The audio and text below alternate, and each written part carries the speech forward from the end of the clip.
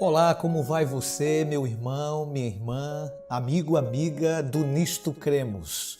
O Nisto Cremos está começando, seja bem-vindo, seja bem-vinda mais uma vez e hoje a 21ª crença da quinta. Claro que estamos estudando 21ª de 28 crenças, quinta de 6 doutrinas das Escrituras. É muito bom ter a sua companhia ao estudarmos juntos a Palavra de Deus. Vamos falar um pouquinho hoje sobre mordomia. É isso mesmo, você não perde por esperar. Mas para tanto, eu convoco você nesse momento, irmã, para que nós possamos pedir a orientação do Espírito Santo ao estudarmos nesse instante a sua santa palavra. Se puder e onde estiver, feche seus olhos e ore comigo. Pai querido, muito obrigado por estarmos na Tua santa palavra, estudando todos os dias, toda semana no Nisto Cremos. Que a Tua graça esteja conosco, fica com todos os nossos internautas, amigos e amigas, irmãos e irmãs que estão estudando a palavra, que nesse momento o Senhor nos ilumine para que possamos estudar e aprender a Tua santa inspirada palavra. Dá-nos a Tua bênção, em nome de Jesus. Amém. Você ainda que não nos segue nas redes sociais, no Twitter, Instagram, Facebook e YouTube, se estiver no YouTube, se inscreva, ative o sininho de notificações, seja nosso seguidor, siga-nos nas redes digitais. A minha palavra está aberta, a palavra de Deus está aberta. Por favor, pegue nota das partes importantes desse estudo que promete. Você é o nosso convidado também a inscrever. Pode inscrever-se também no canal, faça o seu pedido de oração, escreva para nós, né? Faça a sua interrogação, a sua pergunta, teremos o prazer em poder atender. Estamos orando por você, tá bom? Mordomia, 20ª crença de 28, quinta doutrina de 6. Estamos na quinta doutrina que fala sobre a vida cristã e estamos na 20ª, repito, primeira crença de 28 que estamos estudando. Já 21 semanas juntinhos estudando a palavra de Deus. O que significa mordomia? Mais que qualquer outra coisa, querido, querida, a vida cristã significa entrega. Isso mesmo.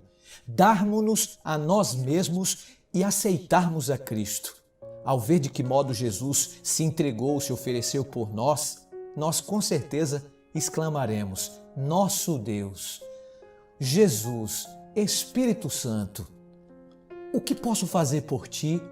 Então, justamente quando pensamos haver efetuado uma entrega completa, uma submissão plena, acontece algo que nos mostra quão superficial era a nossa entrega. Você não acha?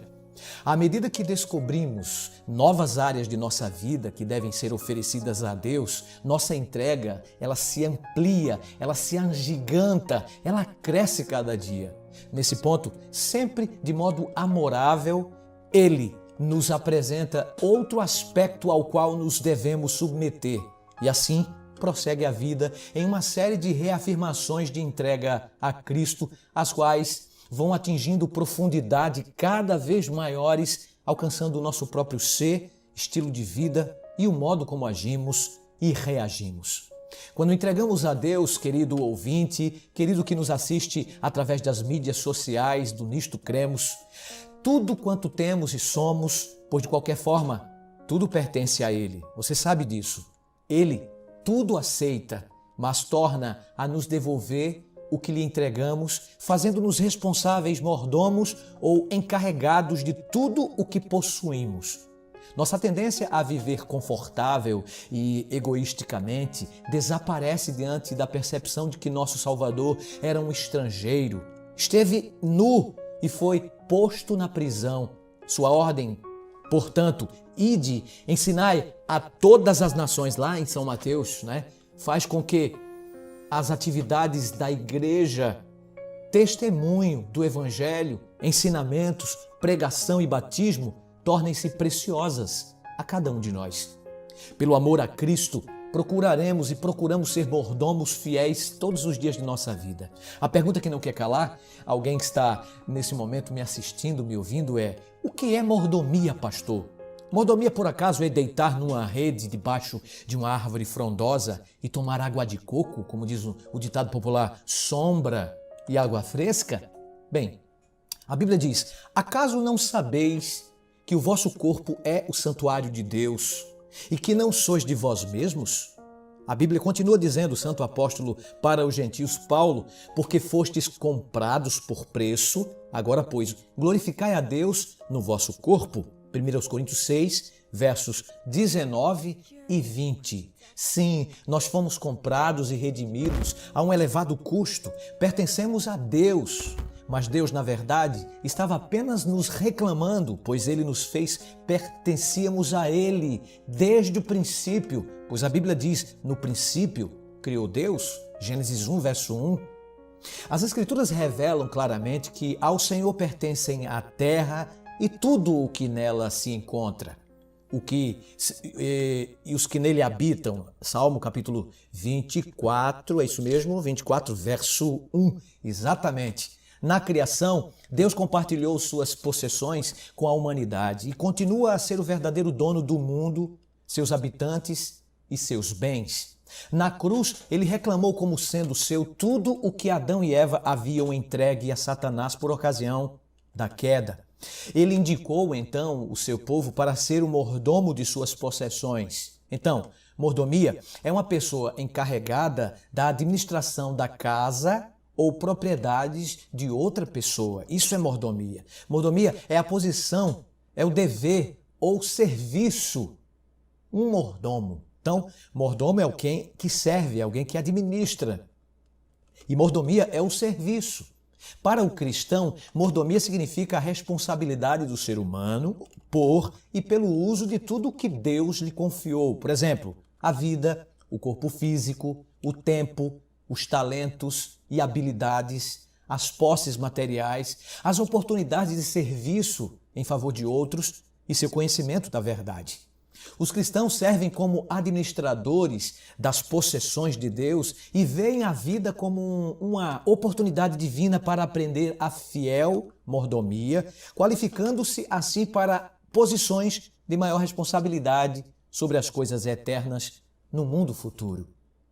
Em sua dimensão mais ampla, portanto, a mordomia envolve o uso sábio e abnegado da vida. A vida, ela pode ser dividida, no mínimo, em áreas básicas, 4 áreas básicas, cada uma delas representando um dom de Deus. Ele nos deu um corpo, nos deu habilidades, nos deu tempo e nos deu posses materiais ou propriedades. São aqueles famosos 4 T's, ok? Tempo, não é? Talentos e tesouros. Decorou? Muito simples e muito fácil. Adicionalmente, temos de assumir o cuidado do mundo que nos cerca, sobre o qual nos foi dado o domínio. Por exemplo, o primeiro aspecto da vida que devemos cuidar, o templo.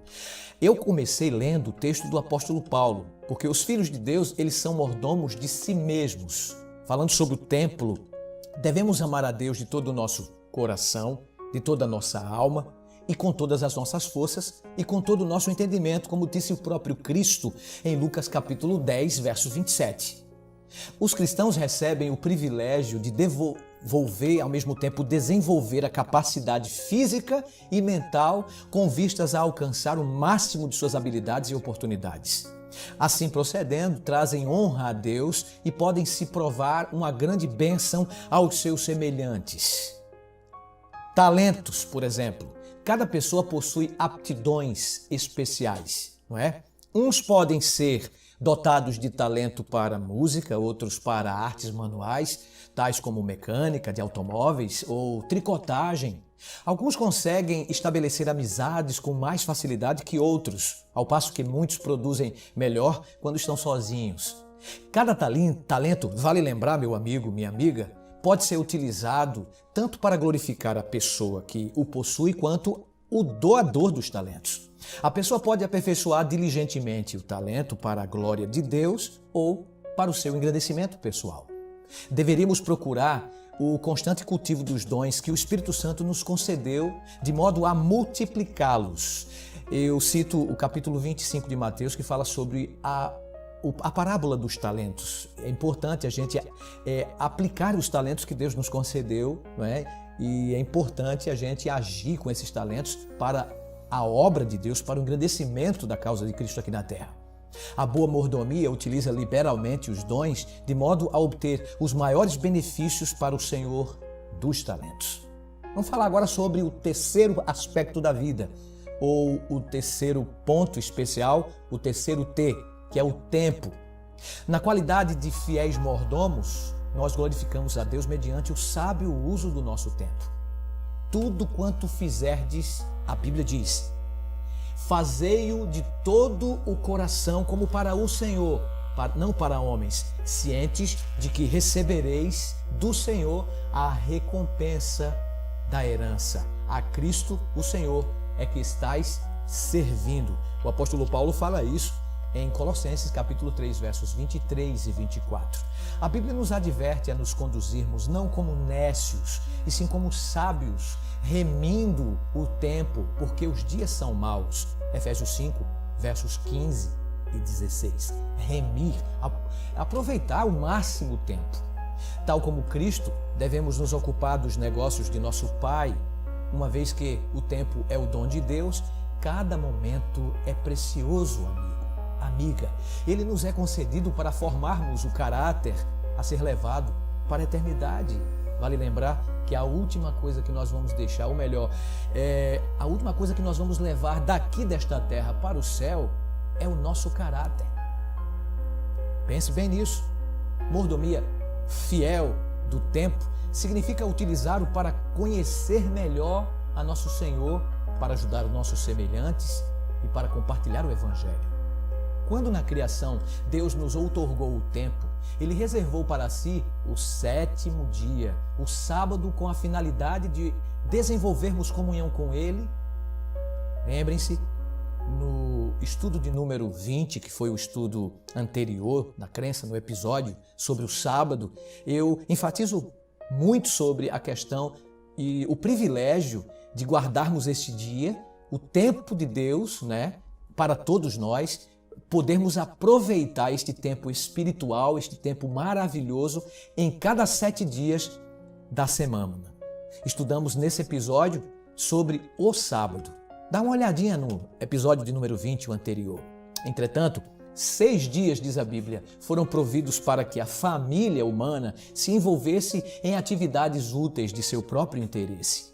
Agora falamos do último T, né? Já falei sobre tempo, já falei sobre templo, já falei sobre talentos e agora tesouro, o quarto T. Deus, Ele concedeu a todos, né, os nossos primeiros pais, a responsabilidade de subjugar a terra, governar sobre o reino animal e tomar cuidado do jardim do Éden, quando se refere aos primeiros pais, Adão e Eva, no capítulo 1 de Gênesis, versos 28 e também no capítulo 2, verso 15. Tudo isso estava à disposição deles, não apenas para deleite, como também para sua administração, Adão e Eva. Uma única restrição lhes foi imposta: não deveriam comer do fruto da árvore da ciência do bem e do mal. Essa árvore representaria para eles uma constante lembrança de que Deus era o verdadeiro proprietário e possuía a autoridade final sobre a terra. Ao respeitar essa restrição, estariam eles demonstrando fé nele e sua lealdade a Deus. Após a queda, Deus não mais poderia prová-los por meio da árvore do conhecimento, mas a humanidade ainda necessitaria lembrar constantemente que Deus é a fonte de todo bem e de todo dom perfeito, e que é Ele quem nos capacita a adquirir riquezas, de acordo com Deuteronômio, capítulo 8, verso 18.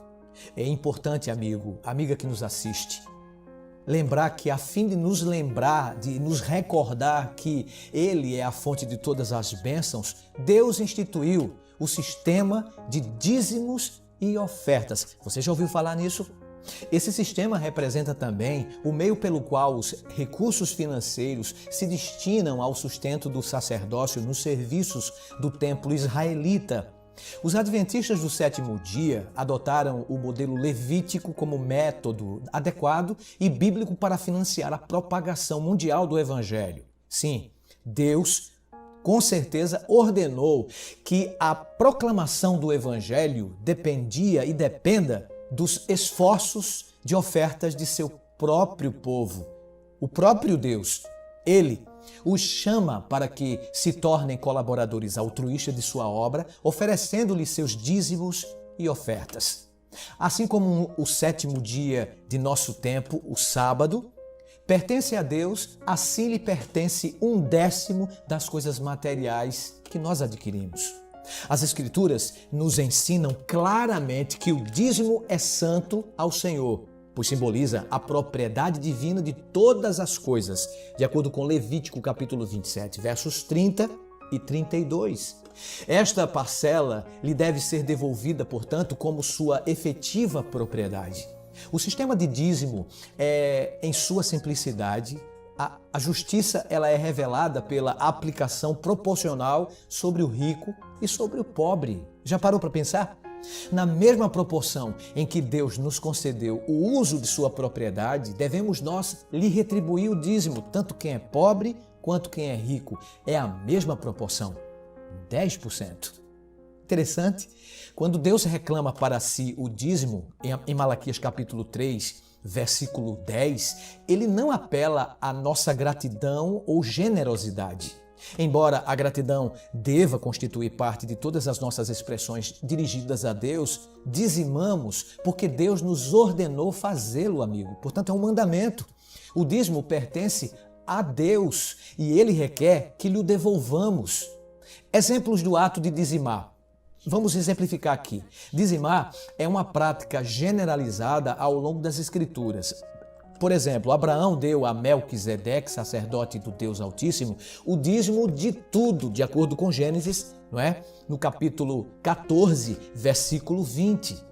Ao assim proceder, ele reconheceu o sacerdócio divino de Melquisedeque e demonstrou achar-se bem familiarizado com essa sagrada instituição. Essa referência casual ao ato de dizimar mostra que a prática havia sido estabelecida em tempos bastante antigos. Evidentemente, Jacó também compreendia a exigência do dízimo. Na realidade, de exilado e fugitivo, ele prometeu ao Senhor o seguinte: de tudo quanto me concederes, certamente eu te darei o dízimo. Gênesis 28, versículo 22. Depois do êxodo, quando Israel se estabelecera como nação, Deus reafirmou a lei do dízimo como uma instituição divina da qual dependeria a prosperidade do seu povo, lá em Levíticos 27, números 18. Longe de abolir tal instituição, o próprio Novo Testamento assume sua validade. Jesus aprovou o dízimo, e condenou aqueles que violavam o seu espírito, de acordo com Mateus 23, verso 23, já no Novo Testamento. Ao passo que a lei cerimonial regulamentava as ofertas sacrificais, que simbolizavam o sacrifício expiatório de Cristo, e teve fim em sua morte, o mesmo não aconteceu com a lei do dízimo.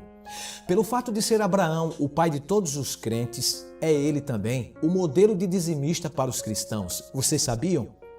Assim, Abraão entregou os dízimos a Melquisedeque, sacerdote do Deus Altíssimo. Assim, os crentes do Novo Testamento entregam seu dízimo a Cristo, nosso sumo sacerdote, segundo a ordem de Melquisedeque, como diz Paulo na carta aos Hebreus, no capítulo 5, versos 9, 10, no capítulo 7, versos 1 a 22.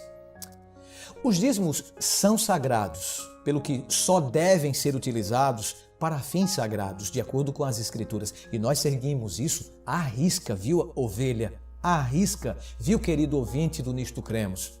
O Senhor Deus ordenou também todas as dízimas da terra, tanto do grão quanto do campo, como do fruto das árvores, são do Senhor.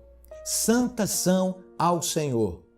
No tocante às dízimas do gado e do rebanho, o dízimo será santo ao Senhor. Levítico 27, versículos 30 a 32. E o texto que muita gente sabe de cor, né? Trazei todos os dízimos à casa do tesouro, diz Deus, para que haja mantimento na minha casa. Isso está registrado em Malaquias 3, verso 10. Em Israel, o dízimo era usado exclusivamente para os levitas, os quais, não tendo recebido herança como tribo, dedicavam todo o seu tempo para dirigir o culto em Israel, para ministrar no santuário e para instruir o povo no tocante à lei do Senhor, segundo o que está escrito em Números 18. Após a crucifixão do Senhor Jesus, quando findou o papel divinamente orientado do seu sacerdócio levítico, os dízimos ainda deveriam ser utilizados para sustentar o ministério na igreja de Deus, como diz o próprio apóstolo Paulo, e ele ilustra o princípio subjacente a essa prática ao construir um paralelo entre os serviços levíticos e o ministério evangélico, no caso, recentemente estabelecido pelas Escrituras, pelos apóstolos. O apóstolo Paulo afirma: se nós vos semeamos as coisas espirituais, será muito recolhermos de vós bens materiais? Se outros participam desse direito sobre vós, não o temos nós sob mesma medida, em maior medida?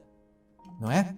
Não temos nós em maior e grande medida? Não sabeis vós que os que prestam os serviços sagrados do próprio templo se alimentam? E quem serve do altar tira o seu sustento? Assim ordenou também o Senhor aos que pregam o Evangelho, que vivam do Evangelho. 1 Coríntios 9, versos 11 a 14. Assim é que os membros da igreja trazem alegremente seus dízimos à casa do tesouro para que haja mantimento em sua casa. Em outras palavras, para que a igreja de Deus disponha de fundos suficientes para a manutenção do seu ministério e para levar avante a pregação do Evangelho eterno. Falando um pouquinho sobre tesouro, agora no aspecto de ofertar. Os cristãos agradecidos não podem limitar ao dízimo suas contribuições à igreja. Nos dias de Israel, o tabernáculo e mais tarde o templo foram construídos com ofertas voluntárias. Ofertas dependentes do coração do próprio doador. Se você quiser dar uma comprovada como um bom bereano, está em Êxodo, capítulo 36, de 2 a 7. Então, também essas ofertas eram ofertas que proviam a cobertura dos gastos de manutenção desses lugares de adoração, não é? E os israelitas, eles provavelmente contribuíam com cerca de 1/4 a 1/3 de suas rendas para propósitos religiosos e de caridade. É isso mesmo. Será que contribuições tão pesadas fizeram o povo de Israel empobrecer? Pelo contrário, Deus prometeu abençoá-los em sua fidelidade de acordo com Malaquias 3, de 10 a 12. Hoje, amigo, ainda hoje, em pleno século XXI, Deus pede ofertas liberais à medida que nos concede prosperidades. As ofertas são necessárias para construir, manter e operar as igrejas e para empreender a obra médico-missionária, demonstrando o significado prático do Evangelho. Deveríamos nós doar tanto quanto os israelitas? Ou será que o padrão por eles desenvolvidos não mais é aplicável? No Novo Testamento, Jesus assentou os princípios da verdadeira mordomia, que os nossos dons sejam entregues a Deus em proporção à luz e aos privilégios que nós desfrutamos. Ele disse: aquele a quem muito é dado, muito lhe será exigido, e aquele a quem muito se confia, muito mais lhe pedirão. Lucas 12, verso 48. É isso mesmo. Quando Cristo enviou seus seguidores em missão, ele disse-lhes: de graça recebestes, de graça dai. Mateus capítulo 10, verso 8. Esse princípio se aplica ao compartilhamento de nossas bênçãos financeiras, amigo, irmão.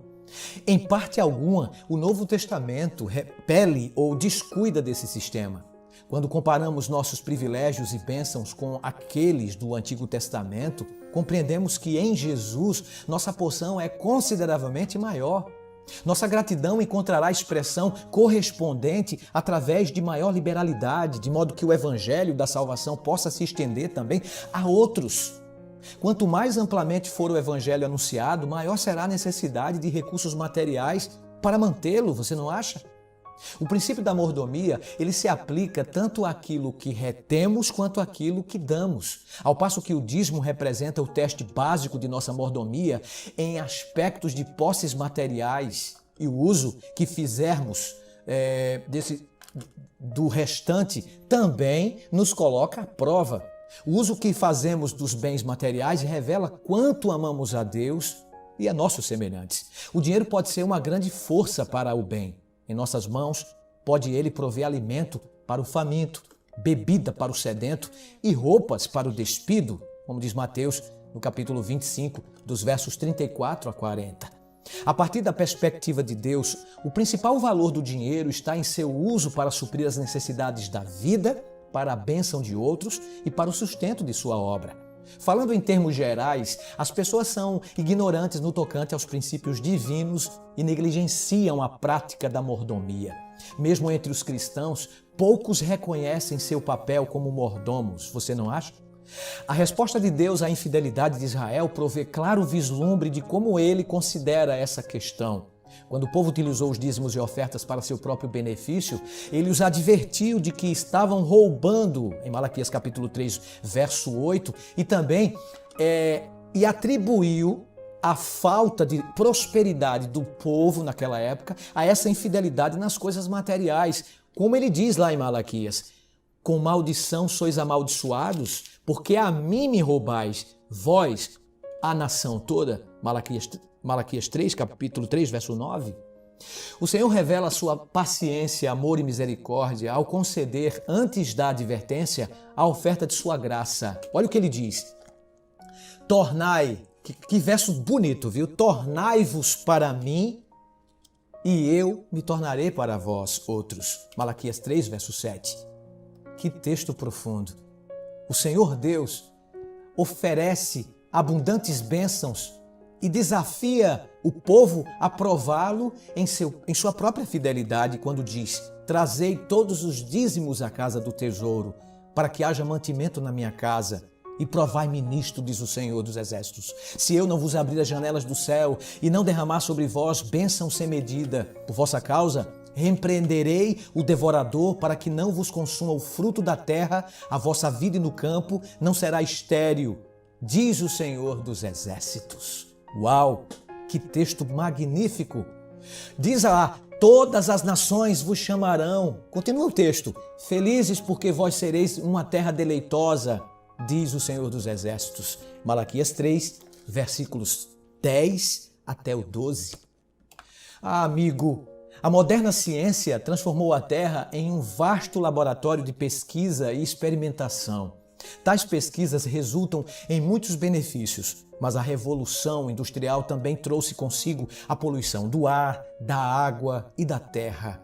A tecnologia, em alguns casos, tem manipulado a natureza em vez de administrá-la sabiamente. Somos os mordomos deste mundo, nós não temos dúvidas disso, e deveríamos fazer o possível para manter a vida em todos os níveis, conservando o equilíbrio da ecologia.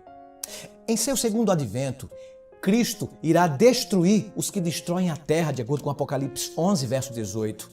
A partir desta perspectiva, a mordomia cristã é responsável não apenas por suas próprias possessões, como também pelo mundo que está à sua volta. A adequada mordomia, ela é abnegada, é de fato a completa, mas a perfeita entrega de si mesmo a Deus e ao serviço da humanidade. Em virtude de seu amor por nós, Cristo suportou a crueldade da cruz e até mesmo a dor ainda mais profunda de ver-se rejeitado pelos seus, e também abandonado pelo próprio Deus. O próprio Cristo disse na cruz: por que o Senhor me abandonou? Em comparação com esse dom fantástico, o que poderíamos dar a Cristo, amigo, amiga que nos assiste? Seu dom foi maravilhoso. Ele não foi daquilo que ele mesmo possuía, o dom que ele mesmo ofereceu, embora fosse o dono de todas as coisas, mas de si próprio ele deu. Isso é mordomia. Contemplando o maior de todos os dons, libertamo-nos de nós mesmos e nos tornamos semelhantes a Cristo. Ele fará com que nos tornemos a igreja que tem interesse pelos outros, tanto pelos de dentro quanto pelos de fora. Uma vez que Cristo morreu pelo mundo, a mordomia, em seu sentido mais amplo, destina-se ao mundo, amigo. Foi para o nosso próprio benefício e não para o seu que Deus nos colocou na posição de mordomos. Uma das razões por que Deus nos pede que lhe consagremos continuamente toda a nossa vida, tempo, habilidade, posses materiais, corpo, é para estimular o nosso próprio crescimento espiritual e desenvolvimento do nosso caráter. A única coisa que levaremos daqui para a eternidade. Enquanto nos mantivermos cônscios da propriedade de Deus sobre todas as coisas e do infindável amor que Ele derrama sobre nós, nosso próprio amor e gratidão serão nutridos. A mordomia fiel, verdadeira, também nos presta auxílio na vitória contra a cobiça e contra o nosso egoísmo. A cobiça, um dos maiores inimigos do homem, é condenada no Decálogo. Jesus também advertiu quanto a seus perigos, tendo cuidado de guardai-vos de toda e qualquer avareza, porque a vida de um homem não consiste na abundância dos bens que ele possui. Lucas, capítulo 12, versículo 15. Nossas dádivas feitas em base regular auxiliam-nos no desarraigar a cobiça e o egoísmo de nossa vida. A mordomia, querida, conduz o desenvolvimento de hábitos de economia e eficiência. Tendo crucificado a carne com as suas paixões e concupiscências, nada utilizaremos para a nossa própria gratificação. Quando os princípios da mordomia recebem a direção da vida, a alma é iluminada, o propósito é decidido, os prazeres sociais são escoimados de aspectos insalubres, a vida comercial é conduzida sob os ditames da regra áurea e o esforço de ganhar almas se torna uma paixão. Essas são as abundantes bênçãos da provisão divina em uma vida de fé e fidelidade. Uma profunda satisfação provém da certeza de que sobre tudo aquilo que foi investido para a salvação daqueles pelos quais ele morreu, o Mestre então afirmou: em verdade vos afirmo, que sempre que o fizestes a um destes meus pequeninos irmãos, a mim o fizestes. Mateus 25, verso 40. Nada, querida ovelha, nada nos parecerá demasiado precioso para que o entreguemos a Jesus. Se lhe devolvermos os talentos e meios que ele confiou à nossa guarda, ele nos colocará mais em mãos. Todo o esforço que fizermos por Cristo será recompensado por ele, e todo o dever que cumprirmos em seu nome ministrará em favor de nossa própria felicidade. Eu sempre repito essa frase: quando nós cuidamos das coisas de Deus, Deus se encarrega de cuidar de nossas coisas. Bênção aos outros. Mordomos genuínos são uma bênção para todos aqueles com os quais entramos em contato.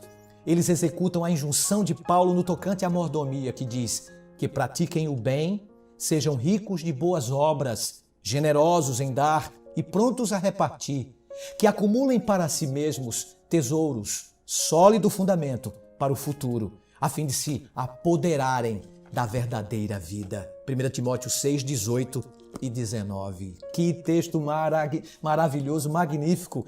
Mordomia é isso. Mordomia envolve serviço a outros e disposição de compartilhar tudo aquilo que Deus graciosamente concedeu para que sirva de benefício aos outros. Isso significa que não mais consideraremos ou não mais consideramos que a vida consiste da quantidade de dinheiro que nós possuímos, dos títulos que nós ostentamos, das pessoas importantes que nós conhecemos, da casa e da vizinhança em que vivemos e da posição ou influência que julgamos possuir.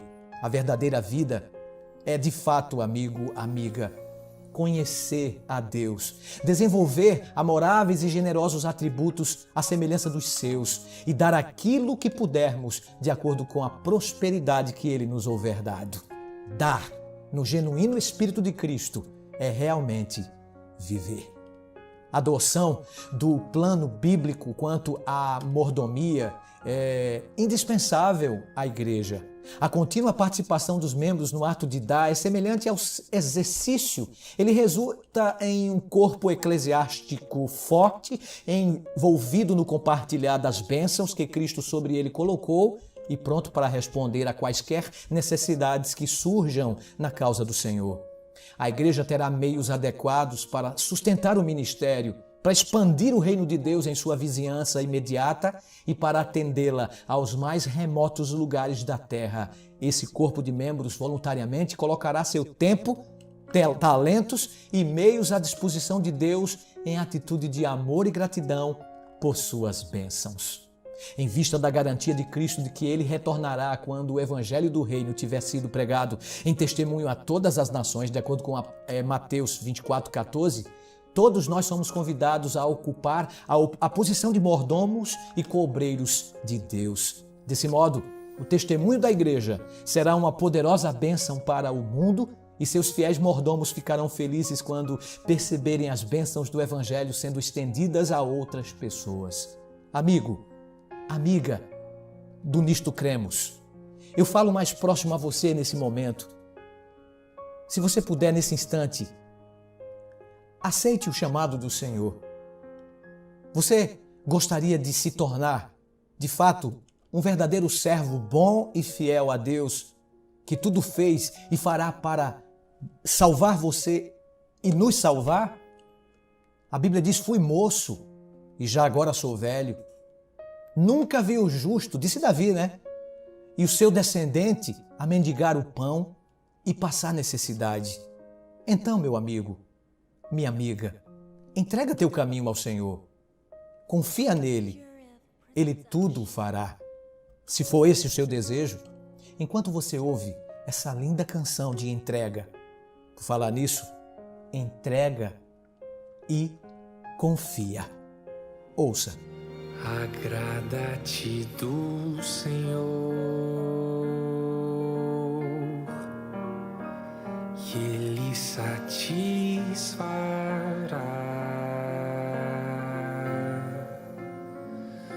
os desejos do teu coração, os desejos do teu coração.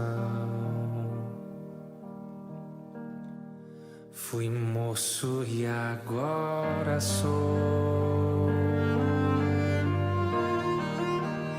velho, mas nunca vi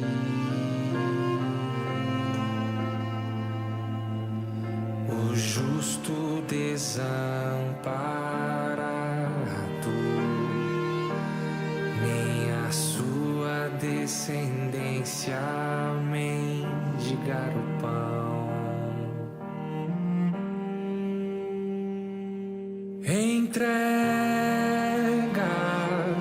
o teu caminho ao Senhor.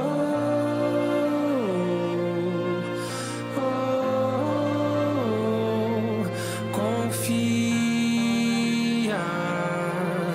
nele, tudo ele fará.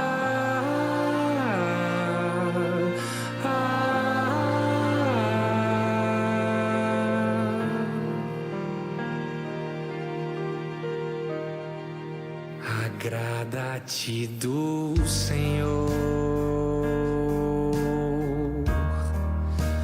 e Ele satisfará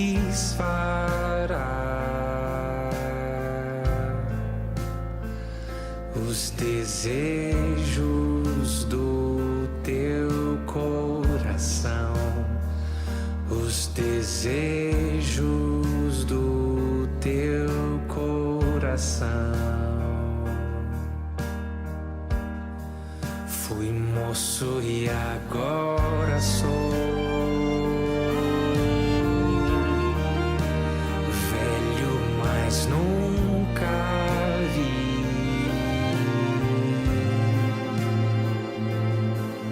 o justo desamparado, nem a a sua descendência mendigar o pão. Entrega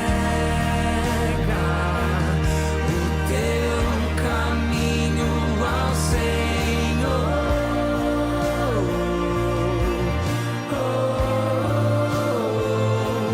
Confia nele, tudo ele fará.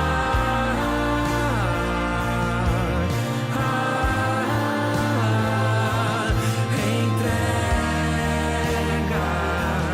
o teu caminho ao Senhor.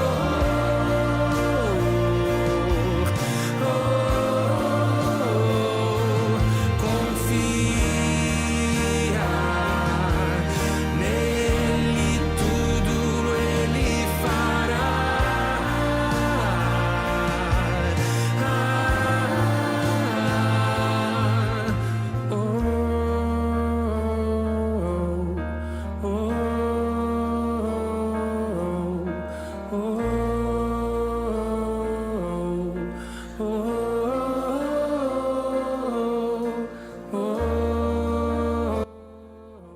Ó meu irmão, minha irmã, se você puder e onde estiver, ore comigo. Pai querido, muito obrigado, Senhor, pela confiança que depositaste na humanidade, em sermos teus fiéis mordomos, em sermos teus fiéis despenseiros. Obrigado pela confiança, pelos talentos, pelos dons, pelo tesouro, pelas habilidades, pelo tempo, pelo templo que nos concedeste para sermos mordomos e administrá-los conforme a tua vontade. Aqui estamos, Senhor, com os nossos dons, talentos, tesouro, templo, tempo, a nossa vida entregando para que o Senhor transforme e que seja de fato nossa verdadeira oferta, nosso verdadeiro sacrifício, o sacrifício racional. Abençoe cada internauta, nos dê o teu perdão e a tua graça, pois o fazemos em nome de Jesus. Amém. No Nisto Cremos, amigo, de hoje, aprendemos que tudo pertence a Deus e que somos administradores dos bens que Ele nos confiou. Portanto, eu resumo desta maneira: somos despenseiros de Deus, responsáveis a Ele pelo uso apropriado do tempo e das oportunidades, capacidades e posses, e das bênçãos da terra e seus recursos que Ele colocou sob o nosso cuidado. Reconhecemos o direito de propriedade da parte de Deus por meio de fiel serviço a Ele e aos seres humanos, e devolvendo o dízimo e dando ofertas para a proclamação de seu Evangelho e para a manutenção e o crescimento de sua igreja. A mordomia é um privilégio que Deus nos concede para desenvolvimento no amor e para a vitória sobre o egoísmo e a cobiça. Os mordomos se alegram nas bênçãos que advêm aos outros como resultado de sua fidelidade. Nisto cremos. Até o nosso próximo encontro, amigo, amiga. Que Deus te abençoe.